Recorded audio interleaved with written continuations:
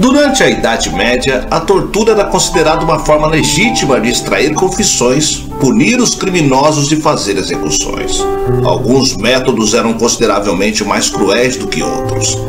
Certamente, uma das formas de tortura mais terríveis encontradas na história da humanidade é a Dama de Ferro, também chamado de Iron Maiden. Nos tempos modernos, serviu de inspiração para o nome da famosa banda, mas a Dama de Ferro era utilizada de forma implacável naqueles que deram o azar de serem condenados às suas funções. A invenção de aparência macabra possui uma história que revela mais sobre a modernidade do que sobre os tempos medievais. Trata-se de um caixão em formato humano, repleto de pinos afiados em seu interior, que promete um fim lento e agonizante para os indivíduos azarados o suficiente para serem trancados. O dispositivo é uma espécie de sarcófago metálico, contendo longas estacas na parte interna de suas portas que tinham a função de empalar quem estivesse em seu interior. Mas há um grande mistério envolvendo a ferramenta macabra. Ela teria sido mesmo utilizada nos tempos medievais, ou essa história seria apenas um mito popular? Eu sou o Sidney Góes e você está no Placebo. Vem comigo, que no caminho eu te explico.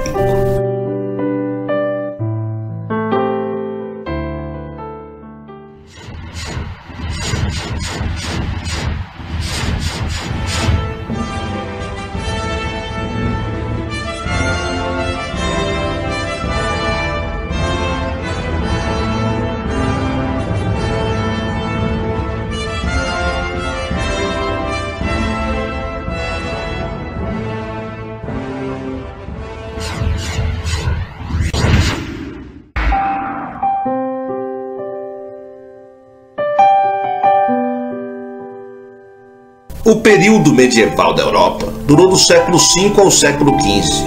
Durante esse tempo, a tortura era frequentemente usada para extrair confissões ou obter nomes de cúmplices ou outras informações sobre crimes. Na Idade Média, a confissão ainda tinha um poder perante um tribunal muito maior do que os dias de hoje, sendo a maior prova que a acusação poderia possuir. Logo, os métodos de tortura medieval se desenvolveram para que esta confissão fosse obtida a qualquer custo. Esta condição fazia da tortura uma prática comum em uma época onde os direitos humanos eram uma utopia futurista. As leis e os costumes locais não impunham limites ao tratamento dos prisioneiros ou à extensão em que a tortura poderia ser infligida. O dispositivo de tortura da Idade Média, que parece sair diretamente de pesadelos, supostamente faz com que a pessoa perfurada sangre até a morte dentro da claustrofóbica cápsula metálica. Sem dúvidas, a proposta por trás da donzela de ferro é capaz de causar arrepios em qualquer um. Porém, o que nem todos sabem é que esse é, na verdade, o seu único objetivo: assustar aqueles que observam. Uma caixa grande para abrigar um corpo humano feita sob medida, que não tinha a intenção de matar logo de cara, como uma guilhotina, por exemplo. A Dama de Ferro era um verdadeiro invólucro, que possuía orifícios para a utilização de pregos, facas, espetos e afins, com a finalidade de ir minando a vítima até que a mesma confessasse ou simplesmente padecesse. Além destes orifícios, a Dama de Ferro já apresentava cravos de ferro fixos e pontiagudos, mas que de forma macabra não perfuravam os órgãos internos, permitindo que a vítima sobrevivesse em agonia por todo o período que a tortura ocorresse. Havia um orifício que também permitia o diálogo do torturador com o torturado, e através dele, as partes negociavam a vida e a morte, de acordo com a situação de cada cidadão. Mas por que a Dama de Ferro era em formato de mulher, de virgem? Acredita-se que isso ocorreu por conta de uma possível redenção da Mãe de Deus para com o seu pecador. A Dama de Ferro é tida como a própria da Idade Média, mas há estudos que afirmam não ter sido a mesma inventada antes do século XVIII. Não se conhecem exemplares desse terrível instrumento de tortura anteriores a 1793, quando os aparelhos de tortura medieval foram catalogados em atendimento à fascinação de colecionadores do macabro.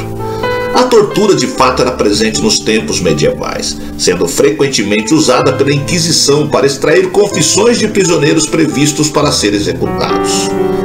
A prática era tão conectada à ideia cristã de remissão dos pecados, um conceito particularmente forte naquele período devido ao poder da Igreja Católica. Os verdadeiros métodos de tortura medieval, no entanto, não seriam nem de longe tão elaborados quanto sugere sua reputação. A tortura mais comum era apenas amarrar as pessoas com uma corda. Além da donzela de ferro, diversos outros instrumentos de funcionamento macabro atribuído à Idade Média seriam na realidade invenções modernas, como a pera da angústia, que era inserido nos orifícios da vítima, e a aranha, que seria supostamente usado para arrancar os seios de mulheres que eram interrogadas.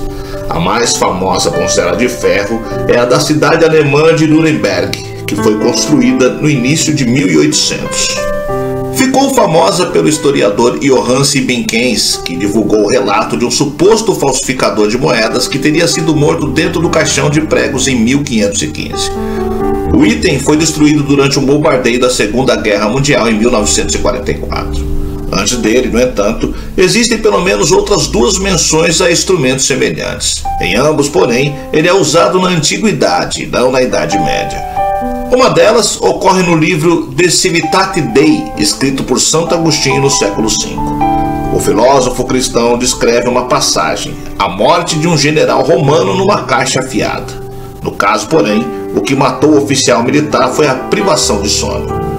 O outro registro é mais antigo, tendo sido feito por Políbio, um historiador grego em 100 a.C., primeiro ano do século I a.C.